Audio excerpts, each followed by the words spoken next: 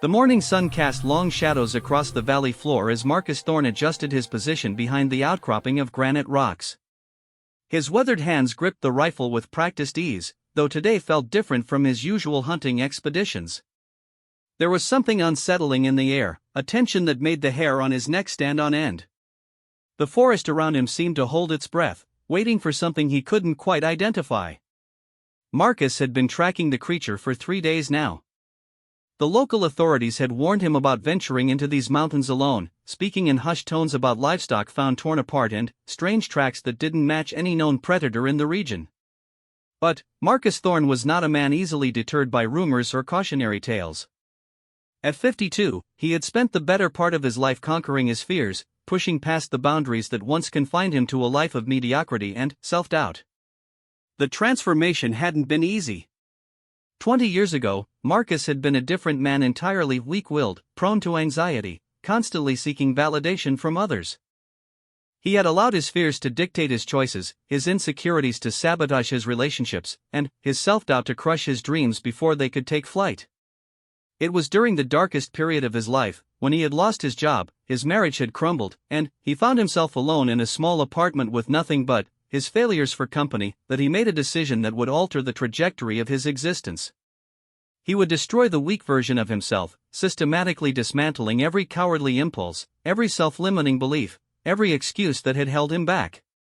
It was a process that required brutal honesty, relentless discipline, and an unwavering commitment to becoming something greater than what he had been. Marcus spent years studying philosophy, psychology, and the lives of men who had overcome seemingly impossible obstacles. He trained his body until it became a weapon of precision and endurance. He trained his mind until it could remain calm in the face of chaos and fear. Now, crouched in the wilderness with a dangerous predator somewhere in the vicinity, Marcus felt the fruits of that transformation. His breathing was steady, his mind clear, his senses heightened to an almost supernatural degree. He had learned to embrace discomfort, to find strength in solitude, and to face danger with a calm confidence that came from knowing he had already conquered his greatest enemy, himself. The tracks he had been following were unlike anything he had encountered in his years of hunting.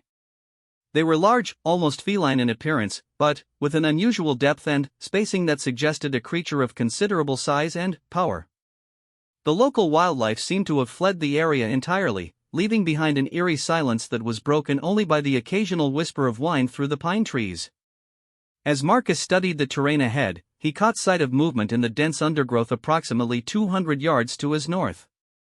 Whatever was moving through the brush was doing so with deliberate stealth, pausing frequently as if aware of his presence. The killer cub, as the locals had taken to calling it, was reportedly the offspring of something even more dangerous, a predator that had claimed several lives in neighboring counties before disappearing into these remote mountains. Marcus had come here not out of some misguided sense of heroism, but because he recognized in this hunt an opportunity to test himself against something that would demand everything he had become. The weak version of himself would have stayed home, would have found excuses to avoid such a dangerous encounter. But that version of Marcus Thorne was dead, killed through years of deliberate self-destruction and reconstruction. The movement in the undergrowth stopped, and Marcus felt the familiar tingle of adrenaline beginning to course through his veins. He had learned to welcome this feeling, to use it as fuel rather than allowing it to cloud his judgment. Fear, he had discovered, was simply energy waiting to be channeled in the right direction. The man who could master his fear could master anything. Through his rifle scope, Marcus caught his first clear glimpse of the creature that had been terrorizing the region. It was indeed a large feline, but unlike any mountain lion or bobcat he had ever encountered. Its coat was a mottled gray-brown that allowed it to blend seamlessly with the rocky terrain, and its eyes held an intelligence that was both mesmerizing and deeply unsettling. The animal moved with a fluid grace that spoke of perfect muscular coordination and predatory instinct honed by countless successful hunts. But there was something else, something that made Marcus pause with his finger on the trigger. The creature seemed to be studying him with the same intensity with which he was studying it. There was a moment of mutual recognition, predator acknowledging predator, and in that moment Marcus understood that this encounter would be far more complex than he had anticipated. The transformation Marcus had undergone over the past 2 decades had taught him that true strength came not from the absence of fear, but from the ability to act decisively despite its presence. He had learned that confidence was not a feeling but a choice, made moment by moment in the face of uncertainty and danger. Most importantly, he had discovered that the man who could destroy his own weaknesses, who could systematically eliminate the character flaws and limiting beliefs that held him back, became virtually indestructible in the eyes of others. This principle had served him well in every aspect of his life. In business, he had rebuilt his career by refusing to accept the limitations others tried to impose on him. In relationships, he had learned to stand firm in his convictions while remaining open to growth and change. In physical challenges, he had pushed his body beyond what he once thought possible by refusing to accept the voice in his head that whispered about his limitations. Now, face to face with a predator that could easily end his life, Marcus felt the culmination of all those years of self-improvement and personal transformation. The killer cub represented more than just a dangerous animal, it represented every challenge he had ever faced, every fear he had ever conquered, every weakness he had ever overcome. The standoff continued for what felt like hours but was likely only minutes. Marcus remained perfectly still, his breathing controlled, his mind focused entirely on the present moment. He had learned through years of meditation and mental training to quiet the chattering voice of anxiety and doubt that had once dominated his thoughts. In this state of calm alertness, he was capable of processing information and making decisions with a clarity that had once seemed impossible. The creature began to move again, this time in a wide circle that would eventually bring it closer to Marcus's position. Its movements were calculated, patient, suggesting an intelligence that went beyond mere animal instinct. Marcus realized that he was not just being hunted, he was being tested. The killer cub was evaluating him, looking for signs of weakness or fear that would indicate an easy target. This recognition brought a slight smile to Marcus's weathered face. If there was one thing he had become expert at over the past 20 years, it was the elimination of weakness in all its forms. He had systematically identified and destroyed every aspect of his personality that had once made him vulnerable to manipulation, intimidation, or defeat. The process had been painful, requiring him to confront uncomfortable truths about himself and to make changes that went against every instinct his old self possessed. But the results spoke for themselves. The man crouched behind the granite outcropping was as different from his former self as a sword is from the raw metal from which it was forged. Every experience of failure, every moment of pain, every instance of humiliation had been transformed into wisdom, strength, and unshakable confidence. As the killer cub continued its stalking pattern, Marcus found his mind drifting to the principles that had guided his transformation. The first and most important lesson he had learned was that comfort was the enemy of growth. The weak version of himself had sought comfort above all else, avoiding challenges that might result in failure or embarrassment. But true strength, he had discovered, was forged in the fires of discomfort and uncertainty. The second principle was the necessity of taking complete responsibility for his life and circumstances. The weak Marcus had been quick to blame others for his failures, to find external explanations for his lack of success. But the man he had become understood that power came only to those who accepted full responsibility for their situation and took decisive action to change what they didn't like. The third principle was the importance of continuous self-improvement and learning. The weak version of himself had been content with mediocrity, making excuses for why he couldn't achieve more.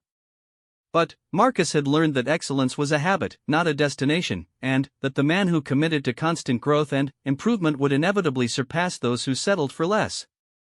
A twig snapped somewhere to his left, bringing Marcus's attention back to the immediate situation. The killer cub had somehow managed to circle around without him noticing, demonstrating a level of stealth and cunning that demanded his respect. But, rather than feeling fear or panic, Marcus felt a surge of excitement.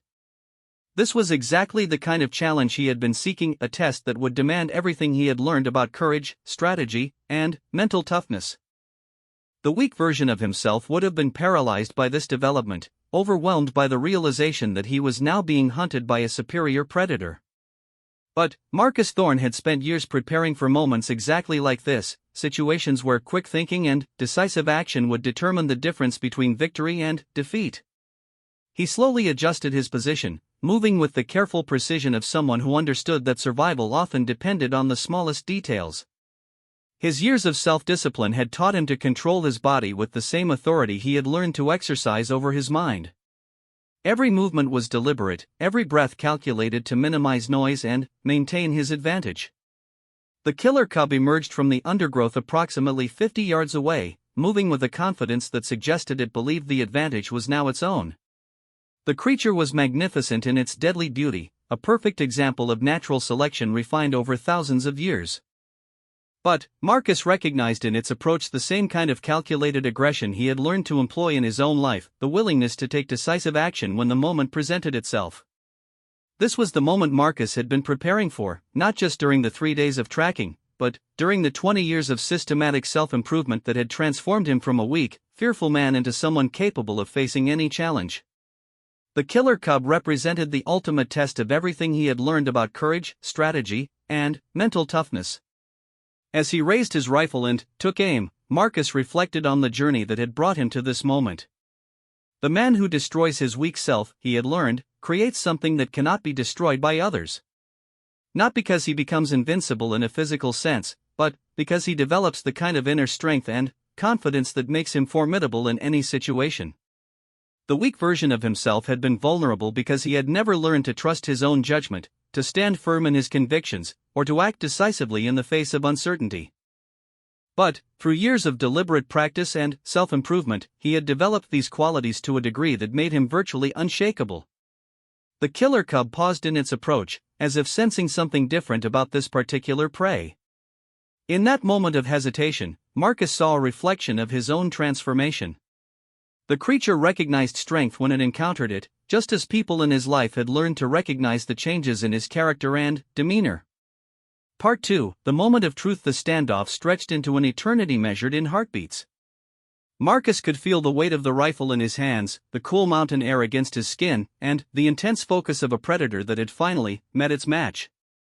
But, in this moment of supreme tension, something unexpected happened that would challenge everything he thought he knew about strength, courage, and the nature of true power. A voice broke the silence, calm, clear, and utterly out of place in this wilderness confrontation. "What are you really hunting for?" Marcus's eyes widened in shock as he caught sight of a figure emerging from behind a cluster of pine trees to his right. It was a woman, perhaps in her early 30s, dressed in practical hiking gear but moving with a confidence that seemed completely at odds with the dangerous situation unfolding before them. Her presence was so unexpected, so surreal in this context, that for a moment Marcus wondered if the stress of the hunt had caused him to hallucinate. The killer cub's reaction was equally startling. Rather than being spooked by this new element in the scenario, the creature seemed to pause and consider the woman's words as if it understood their meaning. Its predatory stance relaxed slightly, and its intelligent eyes shifted between Marcus and the newcomer with what could only be described as curiosity. "I asked you a question," the woman continued, her voice maintaining that same unsettling calm. "What are you really hunting for out here?" Marcus kept his rifle trained on the killer cub but found himself compelled to respond. "I'm hunting a dangerous predator that's been terrorizing this region. I would suggest you remove yourself from this situation immediately for your own safety." The woman smiled, and Marcus felt his carefully maintained composure waver for the first time in years. There was something in her expression that suggested she knew far more about this situation than she was revealing. "I don't think you're in danger," she said softly. "At least, not from what you think you're hunting. Lady, I don't know who you are or how you got here, but there's a killer predator less than 50 yards away, and if you don't move carefully," she interrupted, "you'll see that you're the one who's been hunting shadows." Against every instinct he had developed over 2 decades of self-improvement and tactical thinking, Marcus found himself slowly turning to look more carefully at his surroundings. What he saw challenged everything he thought he understood about the situation. The killer cub was still there, but, as Marcus looked more closely, he began to notice details that his adrenaline-fueled focus had caused him to miss. The creature's ribs were visible beneath its coat, suggesting malnutrition rather than the robust health of a successful predator. Its eyes, which he had interpreted as coldly intelligent, showed signs of fear and confusion. Most tellingly, one of its front paws appeared to be injured, causing it to favor the other 3 legs in a way that would make hunting extremely difficult. "She's not a killer," the woman said, moving slowly closer to both Marcus and the animal. She's a mother who's been separated from her cubs and is desperately trying to find food while injured. The livestock deaths you've been investigating were the work of her larger mate, who was killed by ranchers 2 weeks ago. She's been scavenging ever since, growing weaker by the day. Marcus felt his world shift on its axis. Everything he had believed about this hunt, everything that had brought him to this moment of supposed triumph over his fears, was based on a fundamental misunderstanding of the situation. The weak version of himself would have been devastated by this realization, crushed by the discovery that his grand test of courage was built on false assumptions. But the man he had become over the past 20 years possessed something that his former self had lacked: the ability to adapt to new information without losing his sense of identity or purpose. One of the most important lessons he had learned during his transformation was that true strength came not from being right about everything, but from being able to acknowledge when he was wrong and adjust accordingly. "How do you know all this?" he asked, lowering his rifle but keeping it ready in case his assessment of the situation was still incorrect. "I'm a wildlife biologist," the woman replied, producing identification from her jacket pocket. "Dr. Sarah Chen. I've been tracking this female for the past week as part of a research project on predator behavior following habitat disruption. When I heard shots fired in the area yesterday, I knew someone was hunting her, and I came to try to prevent what I believed would be an unnecessary killing." Marcus looked from Dr. Chen to the injured mountain lion and back again, processing this new information with the analytical skills he had spent years developing. The transformation he had undergone had taught him to value truth above ego, understanding above pride, and wisdom above the need to be right. "So you're telling me," he said slowly, "that everything I thought I knew about this situation was wrong?" "Not wrong, Dr. Chen replied carefully. "Incomplete. You saw evidence of predatory behavior and drew logical conclusions based on that evidence. But you were missing crucial information that would have led to a different understanding of what was actually happening." This distinction might have seemed minor, but to Marcus it represented something profound. The weak version of himself would have been humiliated by this revelation, seeing it as evidence of his inadequacy and failure. But the man he had become understood that intelligence was not about being infallible, it was about being able to process new information and modify his understanding accordingly. The killer cub, he would have to stop thinking of her in those terms, seemed to sense the change in the dynamic of the situation. Her defensive posture relaxed further, and she began to move away from both humans with the careful gait of an animal that was injured but not immediately threatened. "What happens to her now?" Marcus asked, surprising himself with the concern in his voice. "That depends," Dr. Chen replied. "The injury to her paw isn't life-threatening, but it's severe enough to make hunting extremely difficult.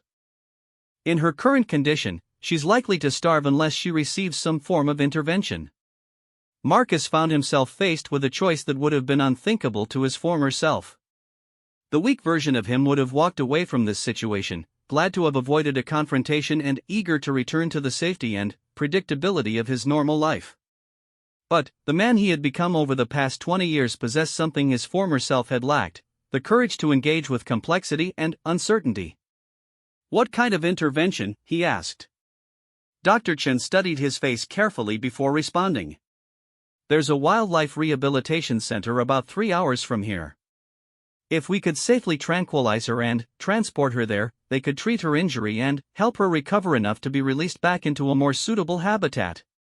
But it would require someone with experience handling dangerous situations and the physical capability to assist with what would be a challenging operation."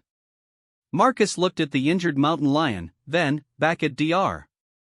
Chen, and realized that this moment represented something far more significant than the test of courage he had originally sought.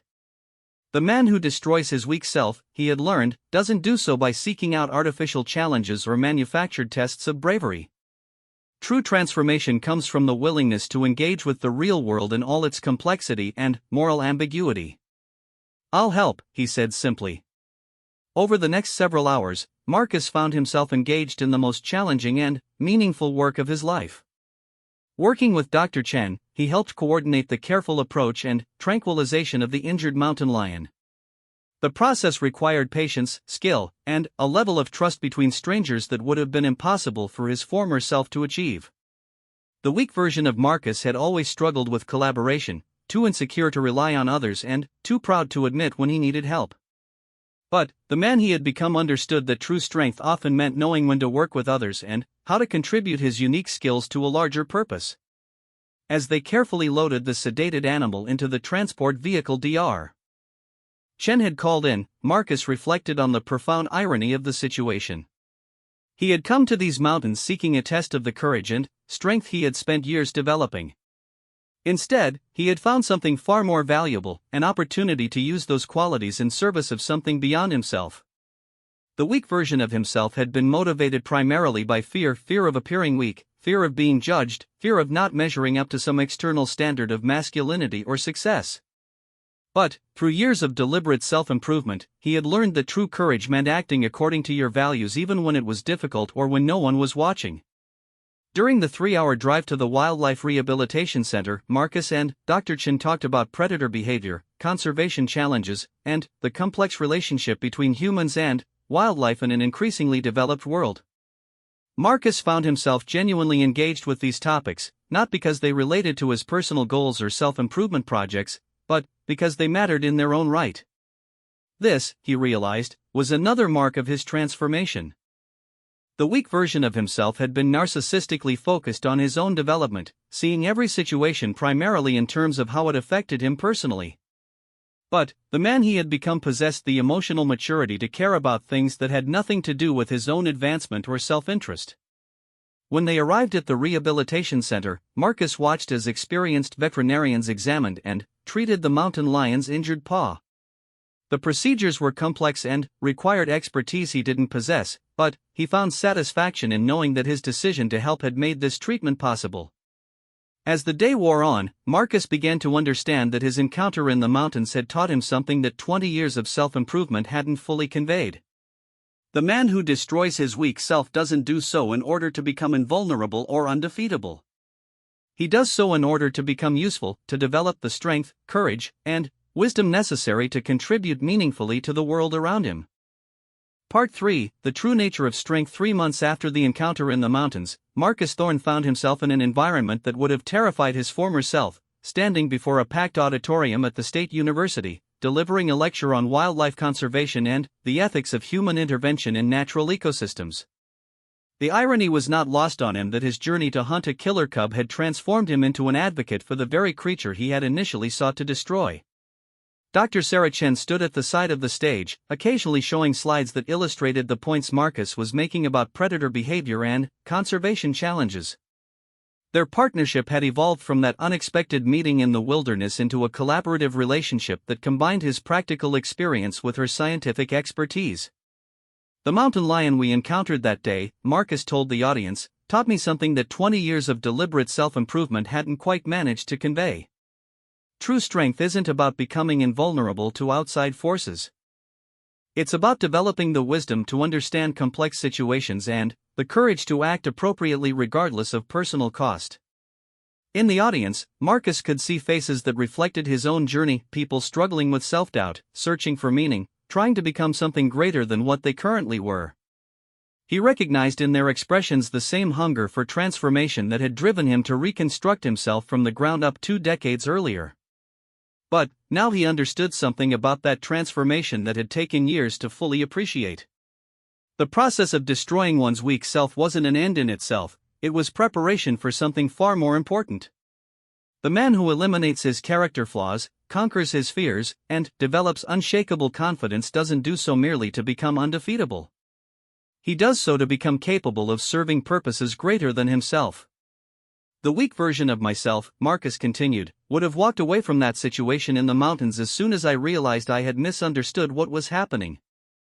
My pride would have been wounded, my sense of purpose deflated, and I would have retreated to lick my wounds and maintain the illusion that I had been right all along. This admission drew nods from throughout the audience. Most people, Marcus had learned, could relate to the experience of having their assumptions challenged and their plans disrupted by inconvenient truths.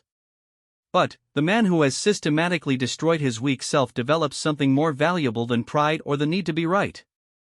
He develops the capacity for moral courage, the willingness to do what's right even when it's difficult, unexpected, or unrewarding. After his presentation, Marcus was approached by a young man who reminded him strongly of his former self. The student was clearly intelligent and motivated, but there was something in his demeanor that suggested he was struggling with the same kinds of self-doubt and fear that had once paralyzed Marcus's own progress. "Sir," the young man said hesitantly, "I've been trying to work on myself, trying to become stronger and more confident. But every time I think I'm making progress, something happens that makes me feel like I'm still the same weak person I've always been. How do you know when you've actually changed?" Marcus smiled, recognizing in this question the heart of the struggle he had faced for so many years. "You know you've changed," he replied, "when you stop measuring your strength by how invulnerable you've become and start measuring it by how useful you can be." The weak self is obsessed with self-protection and self-advancement.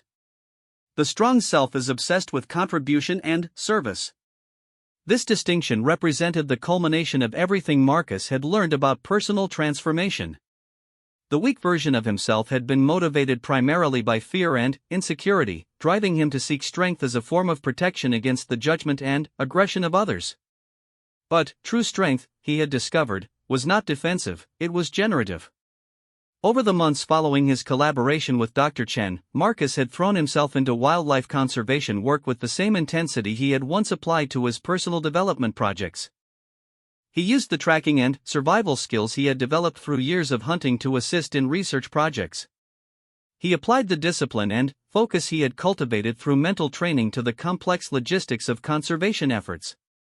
Most importantly, he used the confidence and emotional stability he had built through systematic self-improvement to navigate the frustrations and setbacks that were inevitable in any meaningful work.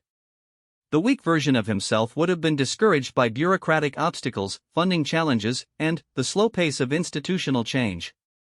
But the man he had become possessed the emotional resilience necessary to persist through difficulties and maintain focus on long-term goals. This shift in focus from self-development to service had revealed to Marcus the true nature of the transformation he had undergone. The process of destroying his weak self had been necessary, but not sufficient. It had prepared him for something greater, but it was not itself the ultimate goal. The man who successfully destroys his weak self does indeed become difficult to destroy through external forces, but not in the way Marcus had originally imagined. He doesn't become invulnerable to criticism, failure, or hardship. Instead, he develops the kind of inner stability and sense of purpose that makes these external challenges irrelevant to his core identity and mission. During one particularly challenging day of fieldwork, when equipment failures and bad weather had disrupted a week-long research project, Marcus found himself reflecting on this principle. The weak version of himself would have been frustrated by these setbacks, seeing them as evidence of his inadequacy or bad luck. But the man he had become understood that obstacles were simply part of any meaningful endeavor. The difference, he explained to Dr. Chen as they worked to salvage what they could from the disrupted research project, isn't that strong people don't face setbacks. It's that they don't interpret setbacks as evidence of personal failure or inadequacy. This distinction had taken Marcus years to understand and even longer to fully internalize. The weak self was constantly seeking validation from external sources, measuring its worth by the approval of others and the absence of obstacles. But the strong self derived its sense of identity and purpose from internal sources, making it largely immune to the kinds of external pressures that could devastate someone who hadn't done the work of personal transformation. As they established a new research site to replace the one that had been compromised by the weather, Marcus reflected on how different his response to this situation was from what it would have been in his earlier life. The weak version of himself would have been angry, defensive, and eager to assign blame for the setbacks. But the man he had become was simply focused on solving problems and moving forward. This emotional equanimity wasn't the result of becoming callous or indifferent to outcomes. If anything, Marcus cared more deeply about his work now than he had ever cared about anything during his weak period. But his caring was no longer contaminated by ego or personal insecurity. He could pursue his goals with passionate intensity while remaining emotionally stable in the face of obstacles and setbacks. The research project they eventually completed provided valuable data about predator behavior following habitat disruption, information that would be used to inform conservation policies throughout the region. More importantly for Marcus, it represented the culmination of his understanding about the true nature of strength and personal transformation. The weak self had been concerned primarily with its own image and advancement. It had sought strength as a means of achieving dominance, respect, or admiration from others. But the strong self understood that these external rewards were byproducts of something more fundamental, the capacity to contribute meaningfully to purposes greater than oneself. This realization had profound implications for how Marcus approached every aspect of his life. In his relationships, he was no longer concerned primarily with being respected or admired, but with being genuinely helpful and supportive.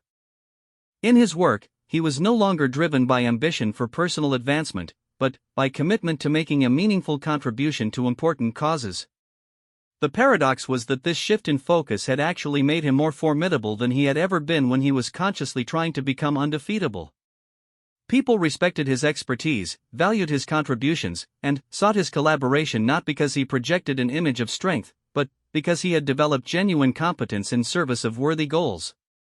This was the final lesson in Marcus's journey of transformation. The man who destroys his weak self in order to serve something greater than himself becomes truly indestructible, not because he has eliminated all vulnerabilities, but because he has transcended the ego-driven concerns that make most people vulnerable to manipulation and defeat. Standing in his study late one evening, looking at photographs from various conservation projects he had worked on over the past year, Marcus reflected on the journey that had brought him to this point. The weak version of himself had been seeking a test of courage in the mountains that day when he first encountered the injured mountain lion. Instead, he had found something far more valuable, a purpose that drew upon all the strength he had developed while demanding that he continue growing in new directions. The killer cub that had lurked in those mountains had indeed been caught off guard, but not in the way Marcus had originally imagined. The creature had been caught off guard by an unexpected act of compassion, and, in that moment of surprise, she had revealed to Marcus the true nature of the strength he had been seeking to develop. True strength wasn't about the ability to dominate or destroy. It was about the wisdom to understand complex situations and the courage to act appropriately regardless of personal cost. The man who possessed this kind of strength could indeed never be destroyed by others, because his sense of identity and purpose came from sources that were beyond their reach. As Marcus prepared for another day of field research the following morning, he felt a deep satisfaction that had nothing to do with personal achievement or recognition. He had become the man he had always wanted to be, not by learning to defeat others, but by learning to serve something worthy of his best efforts. The weak self that he had systematically destroyed over the course of 20 years had been motivated by fear, insecurity, and the desperate need for validation. But the man he had become was motivated by purpose, competence, and the quiet confidence that comes from knowing you are contributing meaningfully to the world around you. This was the ultimate victory over weakness, not the elimination of vulnerability, but the transcendence of ego. The man who could achieve this transformation became truly undefeatable, because he had moved beyond the realm where defeat was even a meaningful concept. He had learned to measure his life not by what he could take or achieve, but by what he could give and contribute. In the end, the killer cub's calm question, posed through Dr. Chen but originating from the complex moral challenge of the situation itself, had indeed caught Marcus off guard. It had forced him to confront the possibility that his understanding of strength, courage, and personal transformation was incomplete. And, in that moment of vulnerability and openness to new understanding, he had discovered something far more valuable than the victory he had originally sought. The man who destroys his weak self can never be destroyed by others, but not because he becomes invincible. He becomes indestructible because he learns to derive his strength from sources that are beyond the reach of external forces, competence in service of worthy goals, wisdom tempered by humility, and courage motivated by love rather than fear. This was the true nature of transformation, and it was a lesson that would guide Marcus Thorne for the rest of his days, in whatever challenges and opportunities lay ahead.